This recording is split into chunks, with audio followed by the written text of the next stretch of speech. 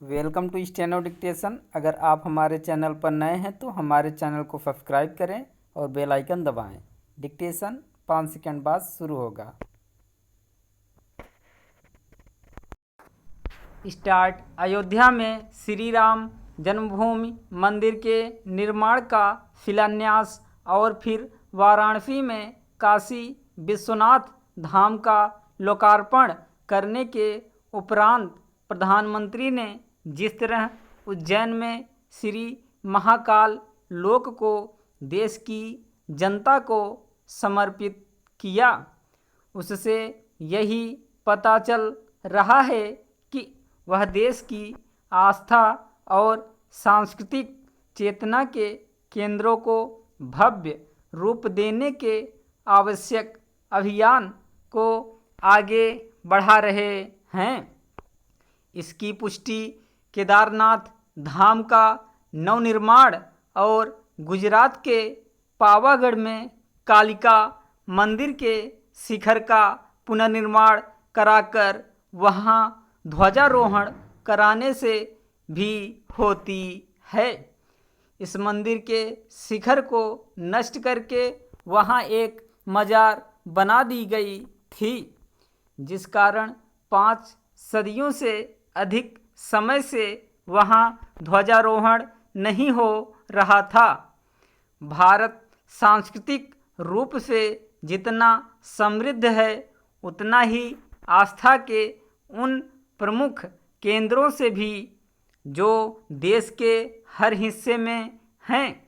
इनमें से कुछ सदियों पुराने हैं और शिल्पकला का अद्भुत नमूना भी। ये केंद्र भारतीय सभ्यता के वैभव को रेखांकित करने के साथ अपनी धार्मिक महत्ता के लिए भी जाने जाते हैं और भारतीय संस्कृति के गौरवगान के लिए भी। ऐसे सभी केंद्र भव्य होने भी चाहिए और दिखने भी चाहिए, ताकि वहां जाने वाले श्रद्धालुओं को किसी प्रकार की असुविधा न हो। तीर्थाटन बढ़ने से देशवासी केवल सांस्कृतिक रूप से एक दूसरे क्षेत्रों और लोगों से ही परिचित नहीं होते, बल्कि अर्थव्यवस्था को भी बल मिलता है। आस्था के हमारे केंद्र अर्थव्यवस्था को गति देते हैं।